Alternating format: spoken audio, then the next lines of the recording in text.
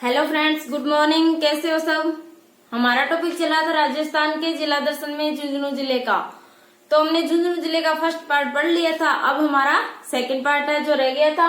उसमें कुछ दर्शनीय स्थल है और झुंझुनू जिले के प्रमुख मंदिर है। उस फर्स्ट पार्ट में हमने मेले पढ़े थे और अति महत्वपूर्ण जो प्रश्न थे वो भी हमने पढ़ लिए थे। अब हम पढ़ रहे हैं दर्शनीय स्थल।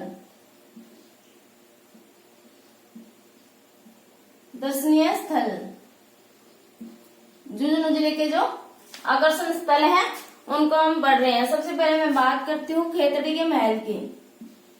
खेतड़ी का महल जो कहां पर है, खेतड़ी में। कहां पर है, खेतड़ी झुंझुनू में। खेतड़ी झुंझुनू में खेतड़ी का हवा महल है जो खेतड़ी झुंझुनू में। इसका निर्माण किसने करवाया था। इसके निर्माण की बात करूं तो इसका निर्माण करवाया था महाराजा भोपाल सिंह ने। महाराजा भोपाल सिंह ने इसका निर्माण करवाया था। इसे क्या कहा जाता है, इसे कहा जाता है शेखावटी का हवा महल। खेतड़ी के हवा महल को क्या कहा जाता है, शेखावटी का हवा महल कहते हैं। इसे राजस्थान का द्वितीय हवा महल भी कहते हैं या इसे मिनी हवा महल भी कहते हैं। राजस्थान का द्वितीय हवा महल।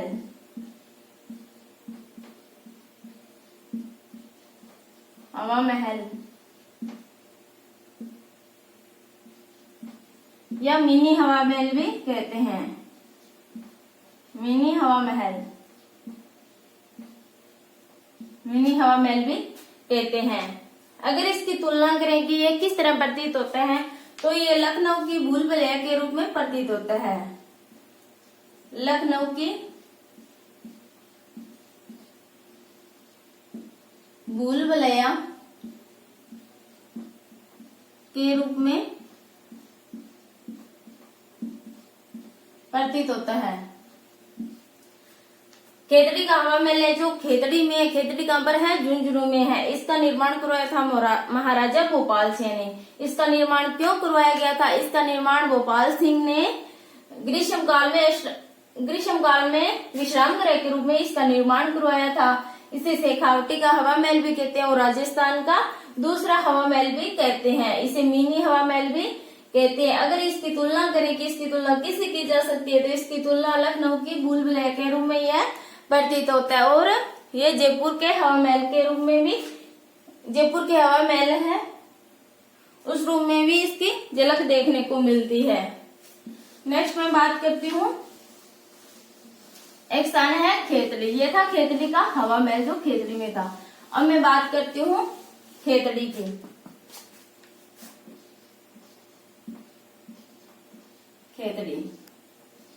खेतड़ी का निर्माण किसने करवाया था, खेतड़ी का निर्माण करवाया था राव राजा खेत सिंह ने। राव राजा खेत सिंह ने इसका निर्माण करवाया था। राव राजा खेत सिंह ने इसका निर्माण करवाया था। खेतड़ी का निर्माण इसके महाराजा थे महाराजा अजीत सिंह ने। महाराजा अजीत सिंह ने इसी महल में, इसी खेतड़ी के एक हवा महल में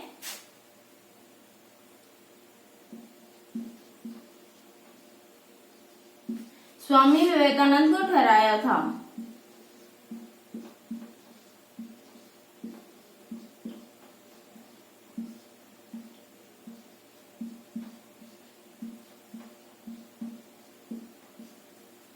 खेतड़ी जो एक स्थान है, राव राजा खेत सिंह ने इसका निर्माण करवाया था। महाराजा अजीत सिंह ने इसी महल में स्वामी विवेकानंद को यहाँ ठहराया था और स्वामी जी को विवेकानंद की उपाधि इसी महाराजा अजीत सिंह ने दी थी। स्वामी विवेकानंद की जो उपाधि है वो इसी महाराजा ने दी थी। आगे मैं बात करती हूँ कि ये खेतड़ी इसका उपनाम क्या है। उपनाम, इसे ताम्र नगरी भी कहते हैं। ताम्र नगरी।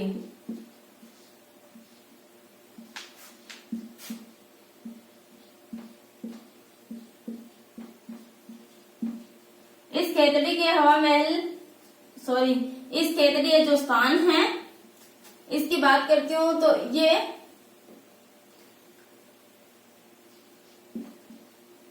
पंडित मोतीलाल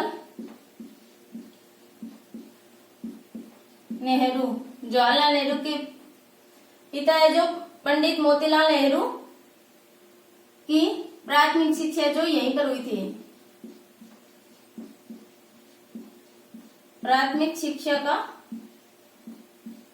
प्रारंभ जो हुआ था वो यहीं पर हुआ था, खेतड़ी में। मोतीलाल नेहरू है जो पंडित जवाहरलाल नेहरू के पिता है जो मोतीलाल नेहरू की प्राथमिक शिक्षा यहीं पर प्रारंभ हुई थी। और यहाँ पर जो एक है सतरंगी तालाब, सतरंगी तालाब के किनारे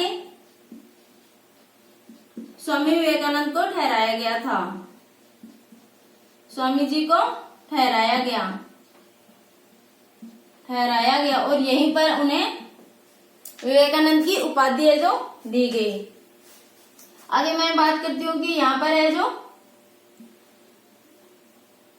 रामकृष्ण मठ है जो यहीं पर है। रामकृष्ण मठ है जो रामकृष्ण मठ है यहाँ पर। और एक है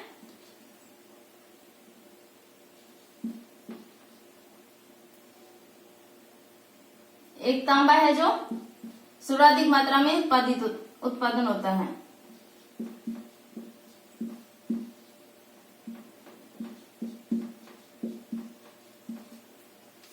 ये खेतड़ी स्थान है। राजा खेत सिंह ने इसका निर्माण करवाया था। महाराजा अजीत सिंह ने इसी महल में स्वामी विवेकानंद को ठहराया था और सतरंगी जो तालाब है उसके किनारे ठहराया था महाराजा स्वामी विवेकानंद को।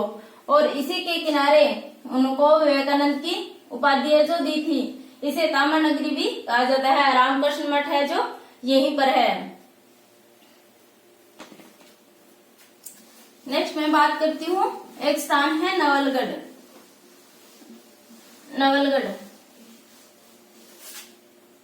एक स्थान है झुंझुनू जिले में नवलगढ़, जिसे शेखावटी का स्वर्णगिरी भी कहा जाता है। इसे क्या कहा जाता है? शेखावटी का स्वर्णगिरी। शेखावटी के स्वर्णगिरी कहते हैं इसे, नवलगढ़ को। इस नवलगढ़ में क्या क्या है? ये नवलगढ़ है जो हवेलियों के लिए बहुत ज्यादा प्रसिद्ध रहा है। वैसे तो शेखावटी क्षेत्र है, जितने भी शेखावटी क्षेत्र के अंतर्गत 3 जिले आते हैं वो सभी हवेलियों के लिए बहुत ज्यादा प्रसिद्ध रहे हैं। तो मैं नवलगढ़ की बात करती हूँ कि इसके अंतर्गत कौन कौन सी हवेली है। तो वो है, फर्स्ट है पोदारों की हवेली,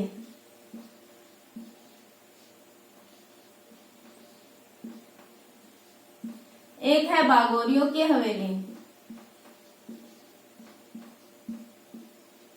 एक है बागोरियों की हवेली, एक है रूपगढ़ हवेली,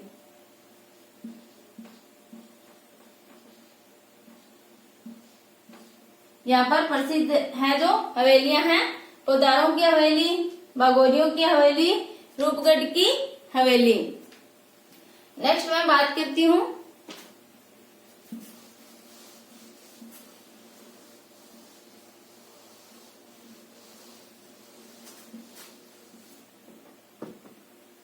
एक स्थान है यहाँ पर बिसाऊ। बिसाऊ एक स्थान का नाम है झुंझुनू जिले में बिसाऊ। यहाँ पर है जो मुक रामलीला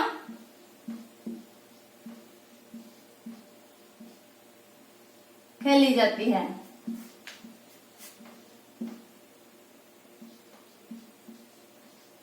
ये मुख रामलीला किसे कहते हैं? इसमें शब्दों का प्रयोग नहीं होता, शब्दों का प्रयोग नहीं होता, शब्दों का प्रयोग नहीं होता, बल्कि इशारों से ये रामलीला है जो खेली जाती है, इशारों से रामलीला झुंझुनू जिले में है जो इशारों से रामलीला या मुख रामलीला खेली जाती है। जो कहाँ पर खेली जाती है? ये है बिसाऊ गांव है एक झुंझुनू जिले का, वहां पर मुख रामलीला खेली जाती है, जहाँ पर शब्दों का प्रयोग नहीं होता, केवल इशारों से रामलीला खेली जाती है। अब मैं बात करती हूँ, ये थे प्रमुख दर्शनीय स्थल। अब मैं बात करती हूँ प्रमुख मंदिरों की।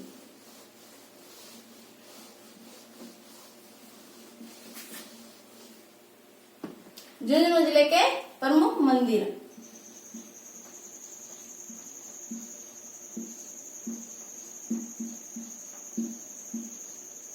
सबसे पहले मैं बात करती हूँ प्रमुख मंदिर और यहाँ पर जो मस्जिद है उनकी बात करती हूँ। सबसे पहले मैं बात करती हूँ लोहागढ़, एक तीर्थ स्थान है लोहागढ़, उसकी बात करती हूँ। लोहागढ़ एक तीर्थ स्थान है।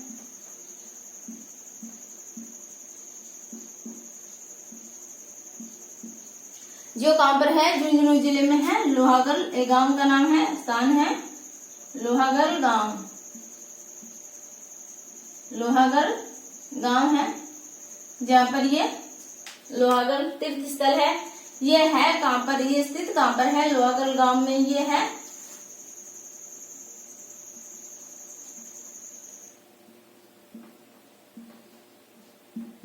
शंखाकार घाटी है। शंखाकार घाटी की मालकेतु पर्वत की जो तलहटी होती है, मालकेतु पर्वत है एक, उसकी तलहटी होती है, इसमें जो लोहागढ़ तीर्थ स्थल है जो स्थापित है।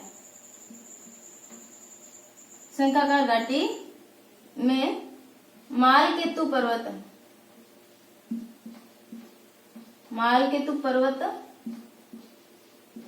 की तलहटी में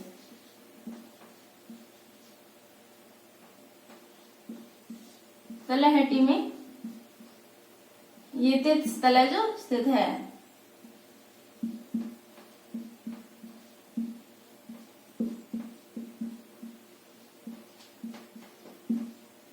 शंखाकार घाटी है लोहागढ़ गांव में, मालकेतु पर्वत की तलहटी में ये लोहागढ़ है जो स्थित है। यहाँ पर 24 कोसी परिक्रमा होती है, जो 24 कोसी परिक्रमा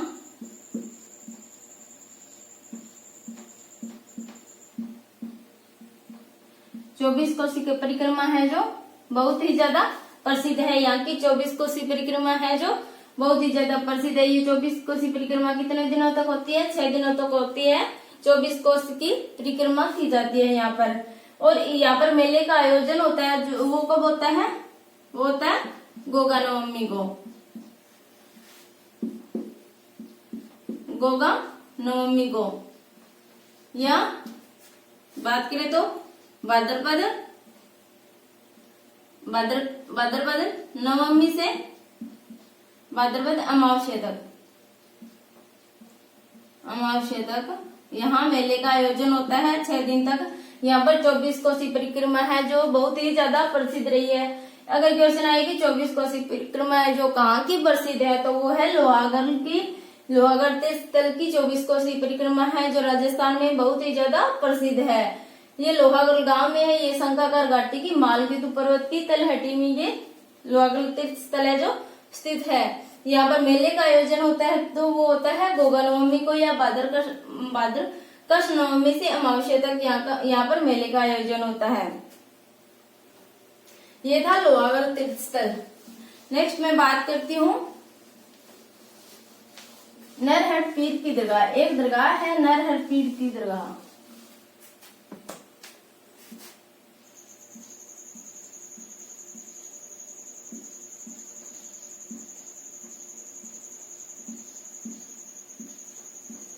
नरहट पीर की दरगाह जो कहाँ पर है? नरहट गांव झुंझुनू में। गांव, वो कहाँ पर है? झुंझुनू में। मैं जितने भी ये क्वेश्चन बता रही हूँ वे झुंझुनू जिले से रिलेटेड होंगे सभी। जितने भी झुंझुनू जिले से जितने भी इम्पोर्टेंट क्वेश्चन बनते हैं मैं उनको सभी को लेकर आई हूँ। ये नरहड़ गांव में है, नरहड़ पीर की दरगाह है जो नरहड़ गांव में है। इसे शक्कर बाबा पीर की दरगाह भी कहते हैं, शक्कर बाबा पीर की दरगाह।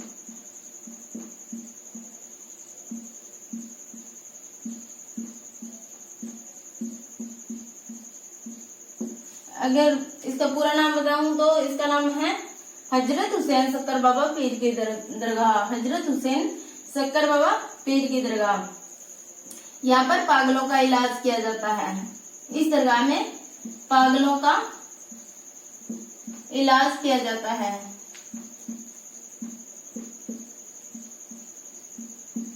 अगर मैं बात करूं तो कि इस दरगाह के 3 दरवाजे हैं। एक है बुगली दरवाजा, एक बुलंद दरवाजा और एक बसंती दरवाजा, जो कि बहुत ही ज्यादा प्रसिद्ध है। 3 दरवाजे जो कौन कौन से हैं? बुगली दरवाजा, बसंती दरवाजा,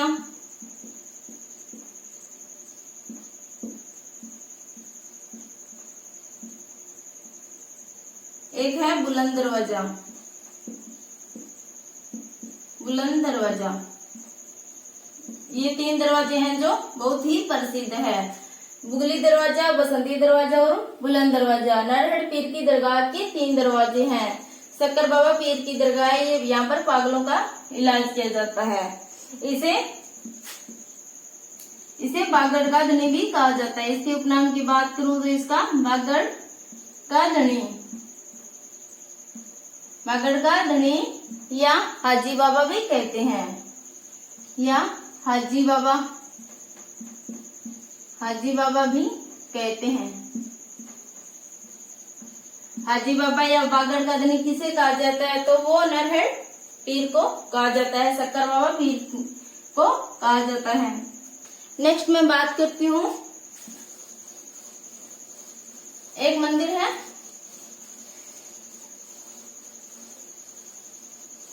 रघुनाथ जी चूड़ावत का मंदिर, रघुनाथ जी चूड़ावत का मंदिर।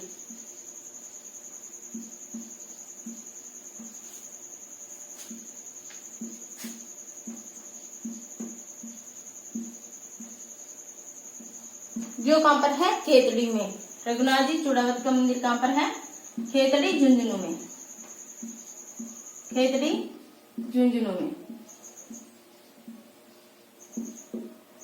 खेतड़ी झुंझुनू में है रघुनाथ जी चूड़ावत का मंदिर। इसका निर्माण किसने करवाया था? इसका निर्माण करवाया था महाराजा बख्तावर सिंह की पत्नी थी चूड़ावत ने। इसका निर्माण करवाया था महाराजा बख्तावर सिंह की पत्नी चूड़ावत ने, इसका निर्माण करवाया था।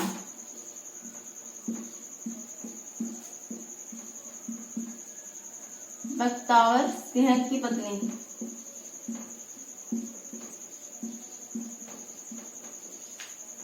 चूड़ावत ने, चूड़ावत ने इसका निर्माण करवाया था। ये किसके लिए प्रसिद्ध है? ये राजस्थान में एकमात्र जो मंदिर है, राजस्थान में राम व लक्ष्मण, इस मंदिर में राम व लक्ष्मण की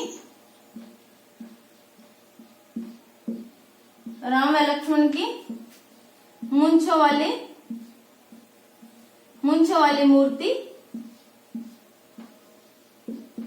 वाली मूर्ति है जो यहाँ पर स्थापित है। मूंछों वाली मूर्ति है जो स्थापित है। नेक्स्ट मैं बात करती हूँ, एक मंदिर है, ये रघुनाथ जी का चूड़ावत का मंदिर है जो खेतड़ी गांव में है झुंझुनू में। इसका निर्माण बख्तावर सिंह की पत्नी चूड़ावत ने करवाया था।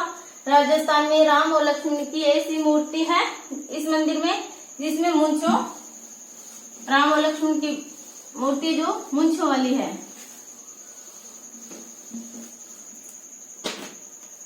एक मैं बात करती हूँ रानी सती का मंदिर, रानी सती का मंदिर। ये कहाँ पर है? झुंझुनू में, प्रॉपर झुंझुनू में।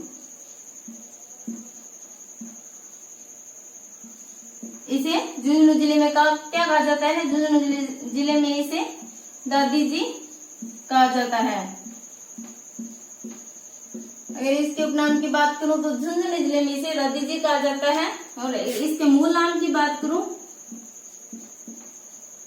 मूल नाम, इसका मूल नाम है नारायणी देवी। नारायणी देवी।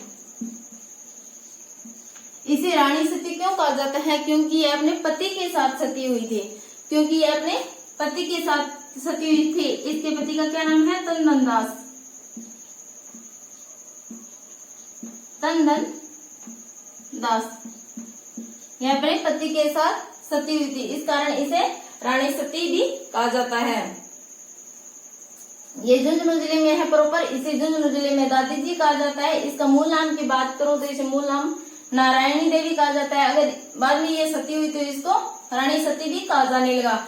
इसके पति का नाम तंदन दास था, जिसके साथ ये सती हुई थी। आज के मेरे इतने ही थे प्रमुख मंदिर और दर्शनीय स्थल, उसको मैंने कंप्लीट कर दिया। झुंझुनू जिले से जितने भी इम्पोर्टेंट क्वेश्चन है जो बने थे वो मैंने कंप्लीट कर दिया है फर्स्ट वीडियो में और सेकंड वीडियो में। और नेक्स्ट मिलते हैं हम अगली वीडियो में। वीडियो पसंद आई तो लाइक और सब्सक्राइब करें, शेयर करना न भूलें। Thank you.